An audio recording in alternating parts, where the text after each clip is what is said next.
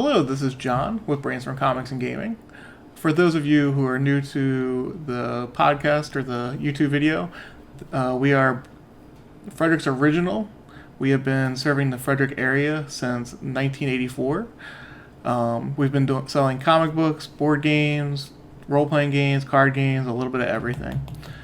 We have been voted Frederick's Best in Frederick Magazine since 2013. We have won it 8 years in running.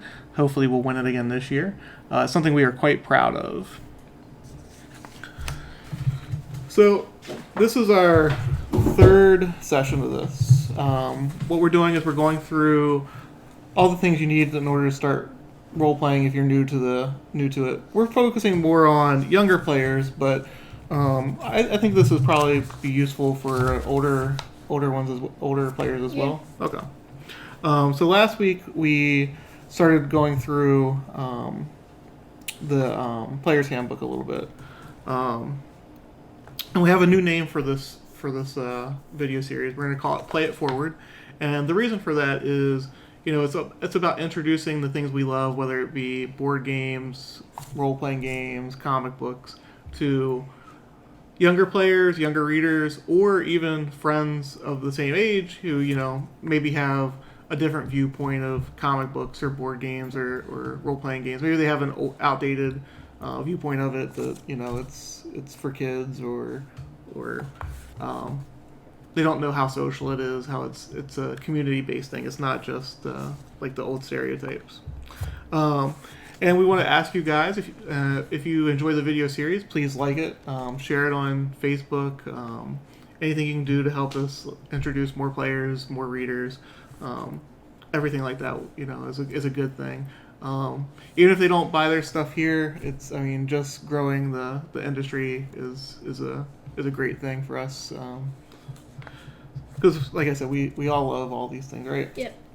So for this one, I'm going to step back a little bit because we're going to do character creation. Since I am absolutely brand new to this part of the game, like I've made it clear in other ones I've never role played myself, but I have somewhat of a working knowledge of the game. But I've never done this aspect, so I'm going to let Jake run the majority of this video. Okay. So first off, there is a free PDF resource and a character sheet available down in the description below, and that will help with creating it. We are doing this on the iPad, but you can do you can just do pen and paper or something else. So we're gonna start off with name and alignment. Okay. So I'm not great with names. Alignment would be like chaotic good, chaotic evil, neutral, lawful good, lawful evil. I think for this character, it would probably just be neutral. Okay. So probably just trying to help, like, just doing it for himself, kind of. So for my character, I forget, we mentioned it somewhat in the first one, but we did a very high level overview of that, and it was a human that was raised by elves. So I wanted to go a little bit deeper with that character and make him sort of like a Manchurian candidate. For those of you who are not familiar with that reference, it was basically an American who was taken in by our enemies and brainwashed to run for political office and take over the country that way. So I kind of want to do that where he's been raised by the elves and the elves want to use him to further their ends. So maybe lawful evil, lawful might be also good for him. Maybe lawful evil then. Okay. So he's trying to use the law for his own ends and. Yep. All right, and for names, I think I mentioned this in a previous video. I used to play MUDs a lot. I don't know if you're familiar with MUDs, but No. So like World of Warcraft. Yeah. So this was before World of Warcraft. There were no graphics. It was all just text. So you would probably consider it a lot more boring than like World of Warcraft. So I'd like to use that character's name just to kind of like, because it means something to me, and that was Folger. How do you spell it? Folger. Okay. So next we are going to want to choose a race. So you said you want to do a human race by elf. So I believe So we would refer to the player's handbook. Yep, and the race page for the human is on page 29. And for people who are just watching, they can easily use the table of contents to find the one that they're looking for, right? Mm-hmm. But and they may want to peruse it all together just to figure out like what they might want to play, right? Mm-hmm. So the important thing about the human, though, is there is human traits, and that will go along with the numbers for the dexterity, the strength, and all that stuff. So the special thing is the ability scores, so the numbers for charisma, wisdom, intelligence, constitution, dexterity, and strength would all be plussed by 1. So we'll go ahead and write that there.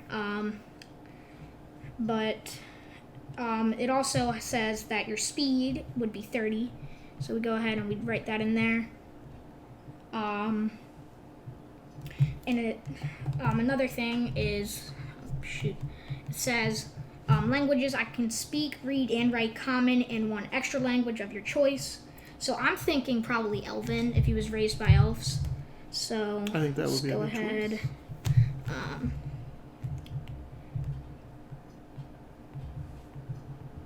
Then L. Ian. Okay. So we have picked the race. Now, we'll go ahead and we'll choose a class. So class, elves are normally really sly, really quick. So probably like a rogue or something like that. Okay. That would kind of fit with the politician part of Yeah. it also, especially since he's playing kind of like an evilist character. Yeah. So because we wrote down the class, though, we're doing this like straight from the beginning. We're not going like straight into a one-shot or campaign or anything. So we'll just do level 1 for that because that's the normal level you choose. But then I need to fill in my hit dice, which is in the future. Is going to be 1d8 plus con modifier. So total hit dice 1d8. And for those of you, I don't think we've mentioned this in the previous one. Once we create the character, after we get through all of this, and next, I think we're going to focus on the DM. At the end of all this, we're going to do a one-shot campaign, right, with this character and a couple others. Yes. So we have that down. Saving throw proficiencies. So we need to copy down proficiencies in there. So this will be in the rogue chapter. So saving throws would be dexterity and intelligence. So we need to color those two in. And Just a reminder for... Yep.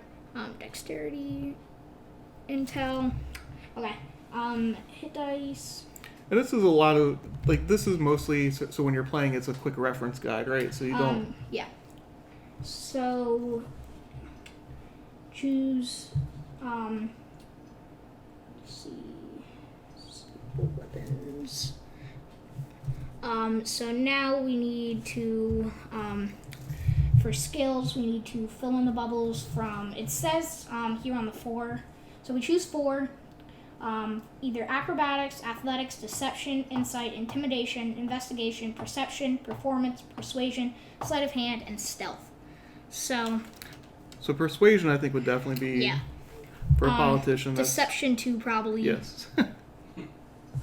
Regretfully so for our politicians, right? Yeah. Where is deception? Here it is. I would say intimidation too, probably. Okay. And then This really fast. let's see. Maybe perception. Yeah.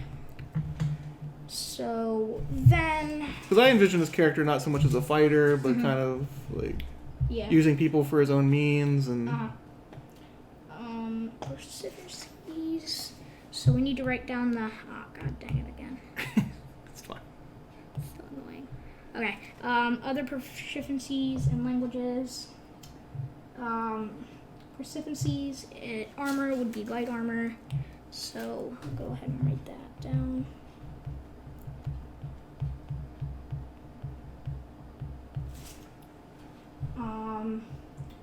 Hand crossbows, long swords, rapiers, and short swords.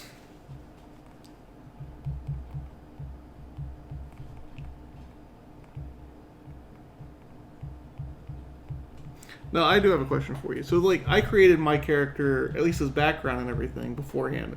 Is that normally what a player does, or? It depends, but normally if you want to go in depth with it, then yeah. Okay. So rapier and then short sword.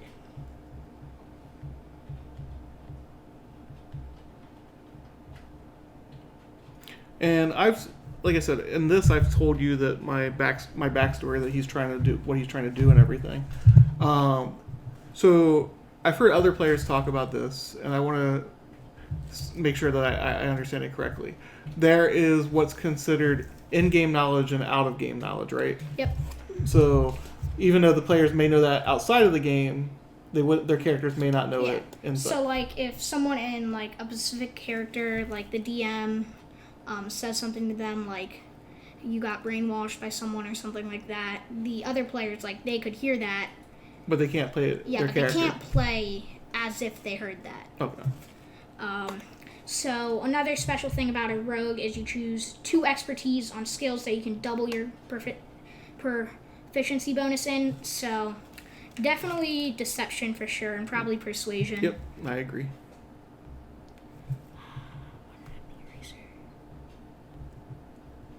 And deception.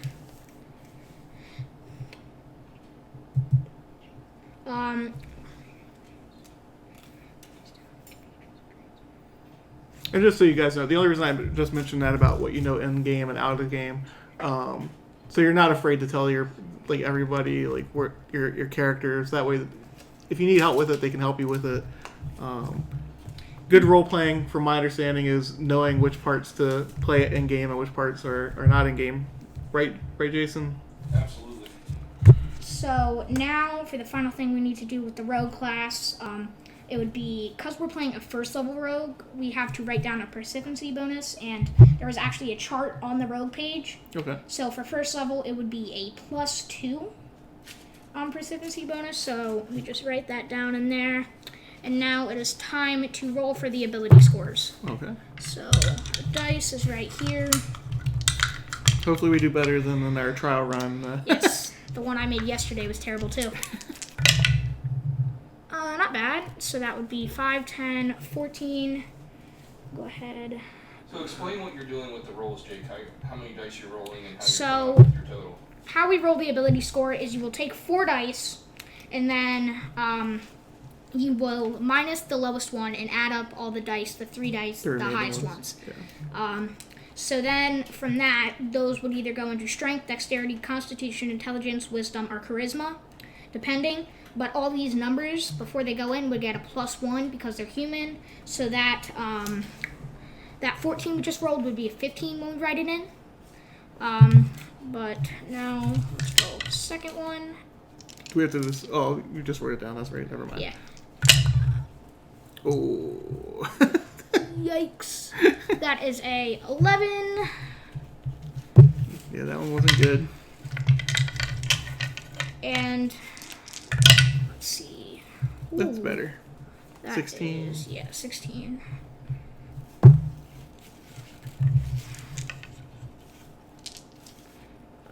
Three. So we're gonna have to roll this 6 times because there's 6 of them. I don't know if I moved that or not. That No. is 6, 8, 11. So another 11. That would be our 4th roll. So we just roll 2 more. Yikes. Yeah. 9, 10. And then we have our last roll, which hopefully is high. And it's not high. That is 4, 5, 8. 6. That is 8. Yikes. So there's a special thing when you are rolling these.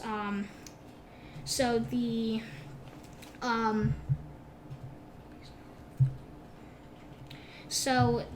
base number, it's special. So like these numbers, when you add the +1, so we'll go ahead, 15. The 14 will go to a 15. The 11 will go to a 12. The 16 will go to a 17. The 11 will go to a 12. 10 to 11. And then 8 to 9. Then we'll go ahead and we'll erase those original numbers. And we added +1 to each of them because the human race. But now the base number, it's special because basically the 17 for each even number after 10, so you will get a +1. So if it was 12, you get a +1. 13 +1. But every even number, you go up a +1. Okay. So 12, we'll go ahead. So the what's it called? The 9 probably want in strength because rogues aren't naturally. Yeah, he's a politician. Yeah. So that would go in the little bubble. Why is that not working? Okay. So 9 would go in the little number. The little bubble. We'll erase that. Undo. Okay. So the next number that we'll probably want to do. I'm thinking 11 in wisdom, probably. Why do you think that? Because intelligence is kind of more important for just a rogue, especially because the politician. I think intelligence would just be more important for him. So And charisma. Yeah. So charisma is probably going to be one of the highest. Yeah. 11 for wisdom. So then we go ahead, we erase 11. I'm going to say probably 17 in charisma. Yeah, I think so. So we'll go ahead, we will write. He needs to convince those people to vote for him. Yeah. 15 dexterity. What about the intelligence one? Because you said that you thought that was going to be more important. Yeah, it's going to be one of the important ones. So,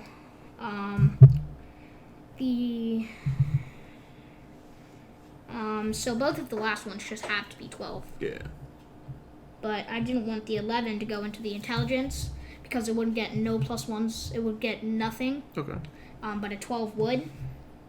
So now, Well, it's worth mentioning that as far as your stats go, John, Yeah. consider a 10 an average person, Okay. right? Anything below that, you're below average in intelligence or strength or whatever the attribute is, right? Okay. Anything above that kind of represents that you're particularly good at that, Okay. and that's why you get those plus numbers to kind of reflect your increased ability in areas like that. So when you're rolling, you have a better chance of a successful outcome in the stuff that has a higher modifier. Okay. So that's kind of how that flows. One thing, I don't know, you guys rolled fairly low in some areas, not Yeah. fairly so, but generally a common house rule with these, if you're rolling for stats, is to set a threshold. A lot of people use 70, so that way you don't end up playing a really underpowered character that you might not be happy with. So if the total of all those rolls come in under that, most game masters in the group that you're with will let you re-roll the stats, so at least you're hitting a minimum baseline. Yeah, we ended up at 76, it looks like. okay. Yeah, so it is possible to roll terribly bad, and no one wants to be stuck at the table playing that kind of handicap character. So there are cases where you'll re-roll. And the other thing that you want to remember, Jake and John, is not everyone rolls for stats, and this is covered in the player's handbook. There's a couple of other ways, including just kind of using a standard set of numbers and then assigning those numbers out. The play group that I use, because I guess I'm risk averse in creating my characters, right? With rolling, you can either end up with a really great character, but sometimes it's really bad, and we tend to run our campaigns long, so I'm always scared of getting stuck with a character that doesn't do kind of what I want. So we favor, or at least I favor, kind of using the standard array approach, Okay. so it's more consistent. But all that information's in the player's handbook. So this is really special now. So like we said, 9. So when you go down from 10, you get minus, like 8 would be a -1, right?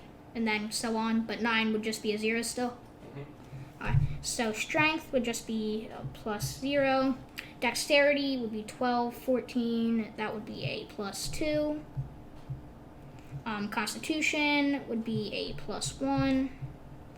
Intelligence would be +1. Wisdom.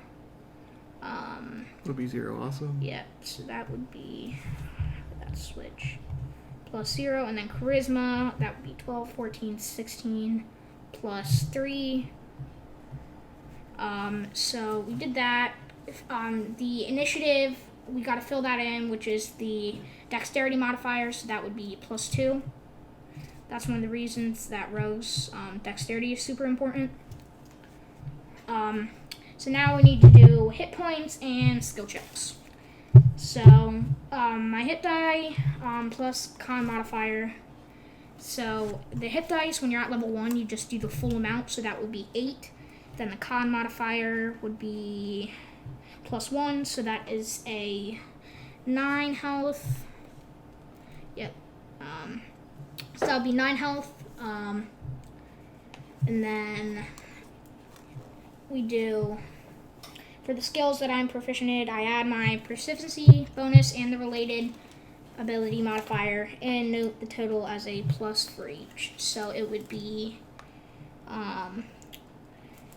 so let's see, intelligence.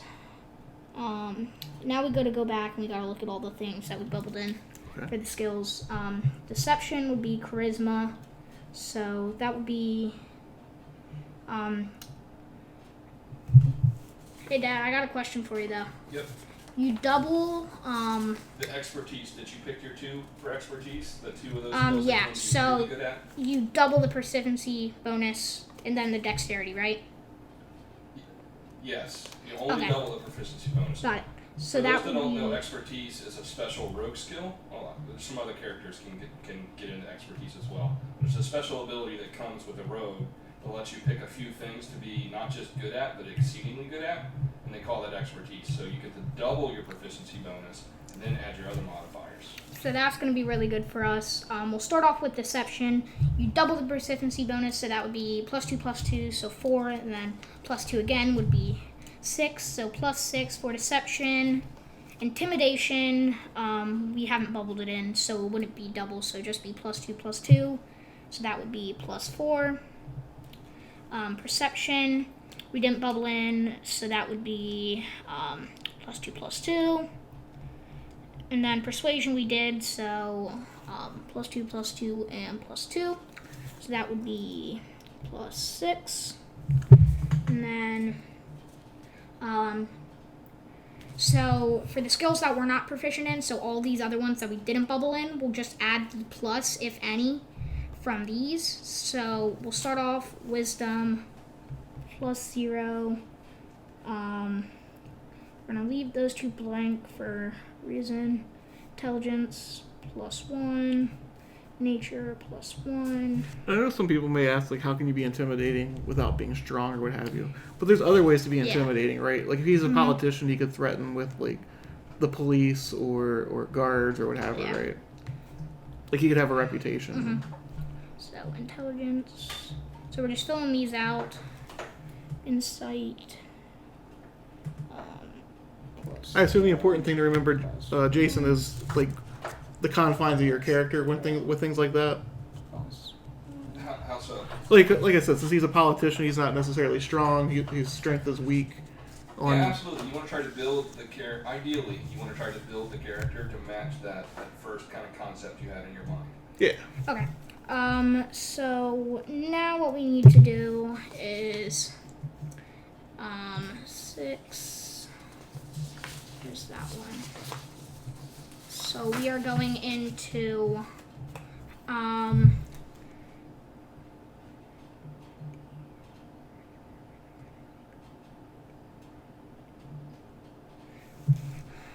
okay, so now we are going into saving throws. So what we're going to want to do is add the associated modifier that matches the ability noted for each as a +1.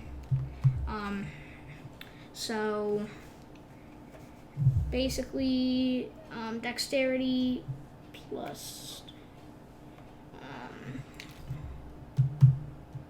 Dad, how do we do this? The saving throws? If you're proficient for the ones that you bubbled in, you get to add your proficiency bonus and then plus the modifier. Okay. But everything else would just be straight? Yes. Okay, so +4. Intelligence would be +3. And for those who don't know, these are like the stats that you need for during the game. Yeah. The dexterity and intelligence are chosen already for a rogue, so we couldn't choose that. These numbers come into play if something happens to you. Let's say your rogue is walking down a corridor and triggers a trap, right? Your game master might say, give me a dexterity save to see if you're able to get out of the way of that trap or not. Whether you're fast enough. Or... Exactly. Okay. It's just kind of ways to gamify the story that you're telling is the way that I look at it. Mm-hmm. Now we are going on to background. So in this case, I think we go, so you just look in the player's handbook. There will be the guide for it. And what page is that on? You mean like the guide? Your background. You have to share with the folks watching. So what page in the player's handbook are you turning to? I'm turning to page 141 for the background. I think we should do urchin. So you grew up on the streets alone, orphaned and poor. There was no one to watch over you, and that stuff. So the skill proficiencies is sleight of hand and stealth. So we would then have to bubble those in, and it would be +4 and then +4 for each of those. And we looked through the various options after we kind of discussed your character concept, John. Okay. And it seemed like kind of someone who was adopted or taken in by this group of elves as you envisioned it, might have started their very early years. Kind of like the Oliver Twist sort of. Exactly. And it just, of the backgrounds included in the base player's handbook, that one seemed to match our concept the best. Okay. Yeah. But if you, when you're creating your character, take some time and skim that first few sentences of each background to find the one that matches for you. And the same really goes for class and race and all of these things that we're going through. It's like we keep saying it over and over in these videos, right? The player's handbook isn't meant to be read cover to cover.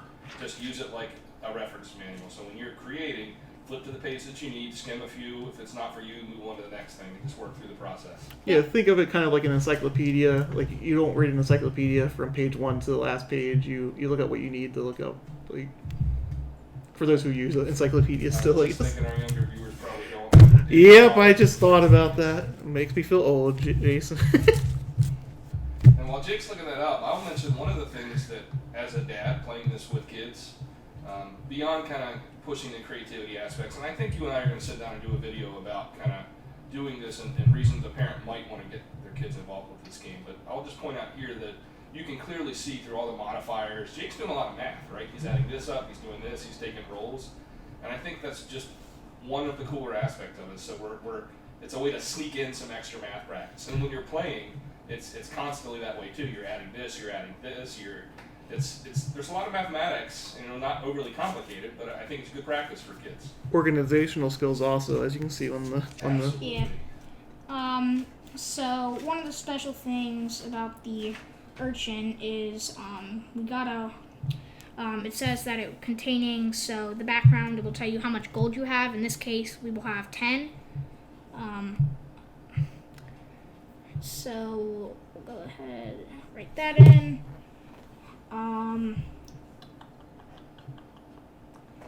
Now,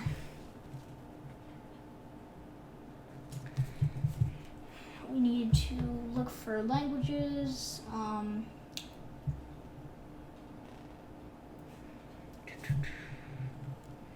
while he's doing this, something else to point out, as you work through this process, you may run into a scenario where you've already picked something in your class, but then you get it again in your background. Okay. And there's a couple of ways you can deal with that, right? You can kind of backtrack and go back to your class and kind of repick things and reorganize. Or there's also a rule in the player's handbook that says, essentially, if you have gotten something twice, like one of these skills, you can't double up, so you can't make the modifier even better. What you can do instead is pick a new one, but it has to be kind of in the same vein as the other one. So if it was a dex-based skill, you'd pick another dex-based skill, if that makes sense, or a strength-based skill. So you can kind of substitute another skill or another language if the language is double up, instead of being forced to kind of either all the way backtrack or to take something twice. Kind of rounding out your character a little bit more than making an uber character in one aspect. Exactly.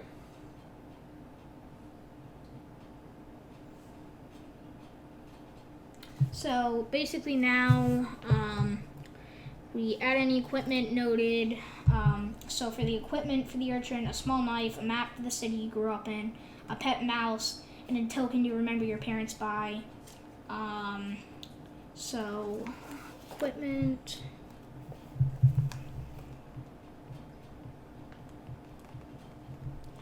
small knife, mouse. And what token do you want? Do you want to watch? What are you thinking? Maybe like a pocket watch, a picture. Yeah, let's go with a picture.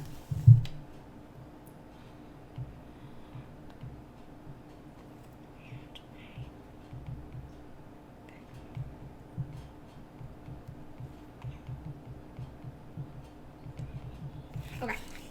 So now we go to equipment, armor, and weapons. When creating a character, you can either choose a standard set, or you can take like a certain piece of gold. It will say in the player's handbook. We're doing the normal set because it's the easiest. Because you'll have to look for a ton of different things to buy and do stuff like that. So now we need to go back to Rogue and see what equipment is listed there. But there is also an equipment page. And which page is that on? The equipment page is on page 143. Okay. But the Rogue, the stuff that it has, tools, it has Thieves' Tools. So we'll write that. And Thieves' Tools is kind of a unique case. You don't have a modifier there that kind of says Thieves' Tools as a skill or anything. Mm-hmm. If you need to do a skill check with Thieves' Tools, it says you're proficient, and it's a dexterity-based thing. So what you do is you add your proficiency and then your dexterity bonus to that roll. That's just kind of a one-off that I've run into as someone new who played a rogue. Okay. So it says we have a hand crossbow. So Jake's kind of going through the list. It gives you a standard loadout, and you get to pick. And you can, you choose your weapons the same way you chose your background. Pick things that you think matches the character concept you're trying to play. Okay. And this has a big impact on your play style. You can always kind of switch it up later, but it's best to try to get these things going in the right direction up front. Then that is very messy handwriting, but who cares? We need to go back to equipment.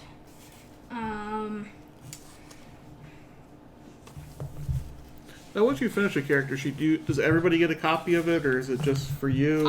So the DM can look at it if they want to, but normally you'll just have one copy. Okay. Track your gold. I have seen instances with really new players or playing with kids, John, where the game master might collect the sheets at the end of the game, just especially when playing with younger kids, just to make sure no one loses their sheet or to manage it. Gotcha. But in a typical game, every player kind of manages it themselves, and you're responsible for reading it with you, keeping it up to date Okay. on your level, and so on. So now we need to go back to that armor page.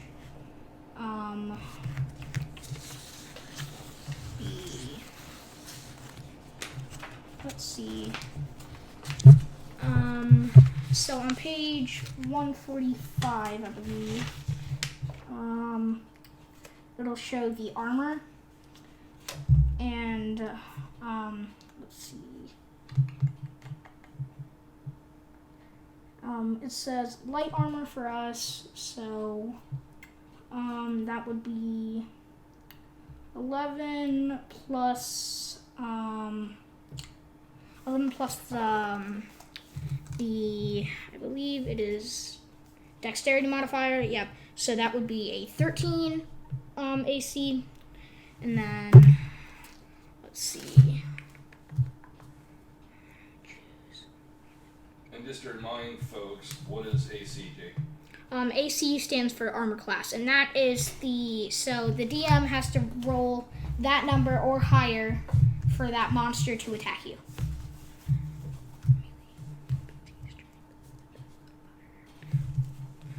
Okay, so now we need to choose and note the weapons included in the starting gear. So I need to list the gear under attacks and spellcasting.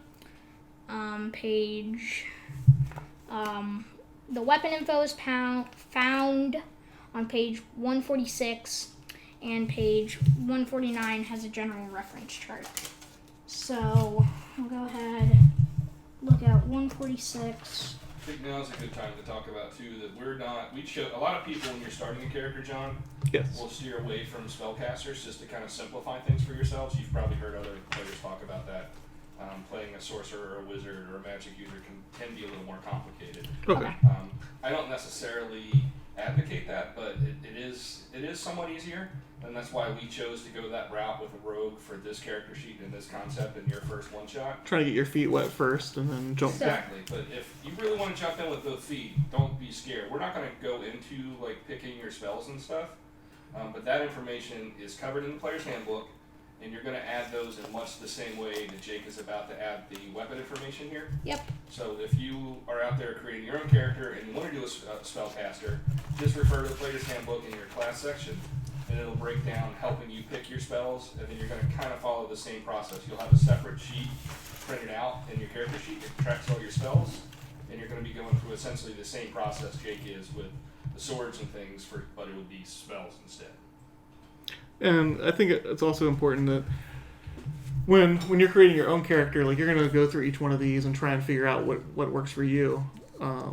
Obviously, we already knew what we were going to do on this one, so we kind of pre-planned it a little bit. Yep. So now we are going on to equipment, and it says on the rogue. So now we got to think, what weapon do you want your character to use? So we can choose a rapier or a short sword, a short bow and quiver of 20 arrows, or a burglar's pack, a dungeon mirrors pack, or an explorer pack, and then leather armor, 2 daggers, and thieves' tool. So, I figure maybe the bow, since he was raised by elves. Okay, so a short bow and a quiver of 20 arrows. So now in the attacks and spellcasting, we write the short bow because that's the weapon.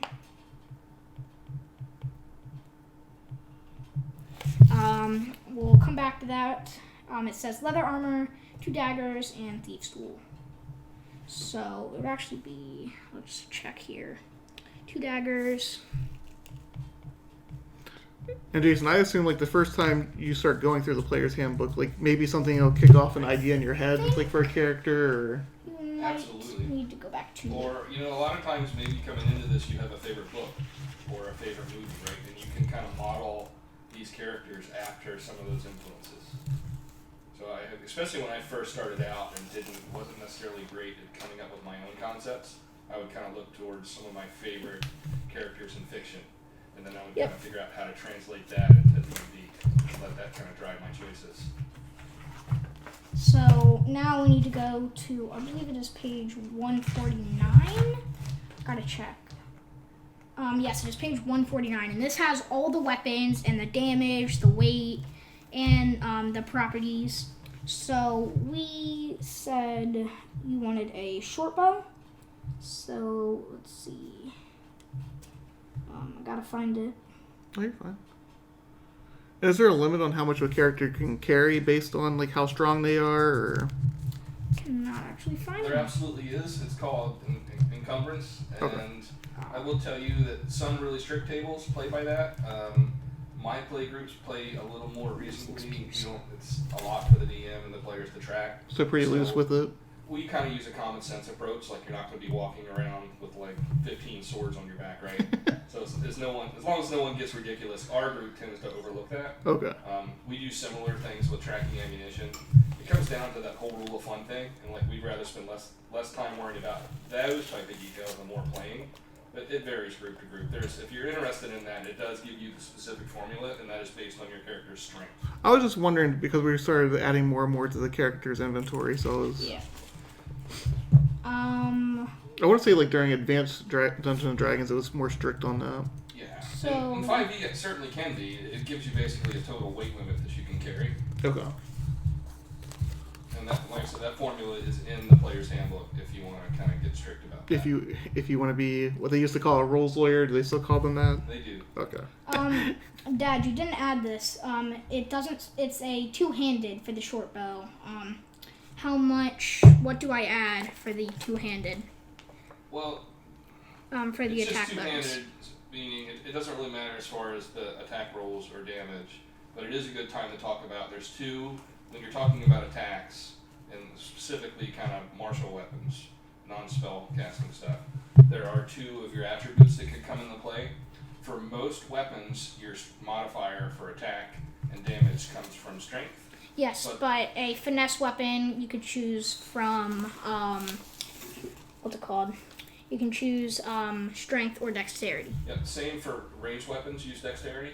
Okay. So in the case of this of the bow, just use your dexterity, and since you're proficient, use proficient bonus as well. Okay, so the attack bonus would be +4. So now we have the attacks out of the way.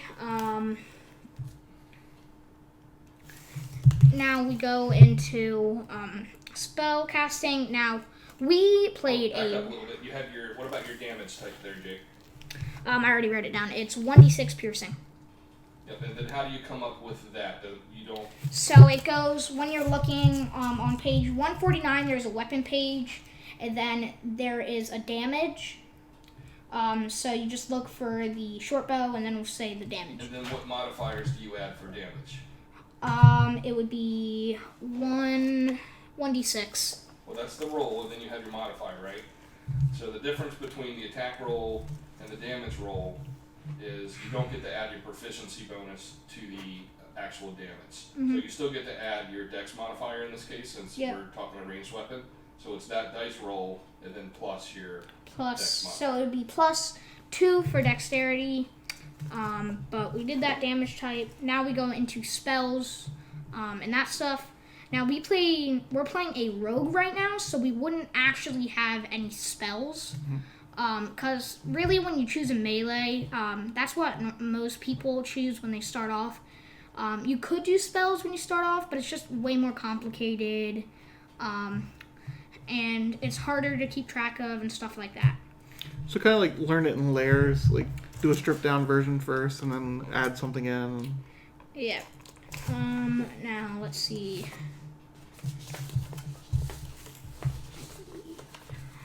I see you have noted in the things here to keep in mind that, hey, you don't have to remember all this stuff. This is why you're writing it down. Yeah. You always have the player's handbook as a reference. Yeah. You have your character sheet. And then the game masters, sometimes when sometimes you think that they could be against you, but they are there to help you. And you could ask them any questions, and they will probably have an answer to them. So the question is whether your DM is a benevolent god or a vengeful god? Mm-hmm. Okay. So then there is info for leveling up your characters in the player's handbook. But because we're just starting off level 1 and we're not in a campaign or anything right now, we do not have to worry about that. Okay. So I believe that concludes it. Okay. Well, next time we're going to do focus on the DM. Okay. How they would kind of prepare for like a one-shot adventure or what have you. Are we going to do that one as if you were a new DM as well? Like what you would need in order to... Yeah. Okay, let's do it that way. Well, hopefully everyone enjoyed this video. Bear in mind, like I said, when you're creating your character, you're gonna be looking into the different things. You're gonna be more involved in it.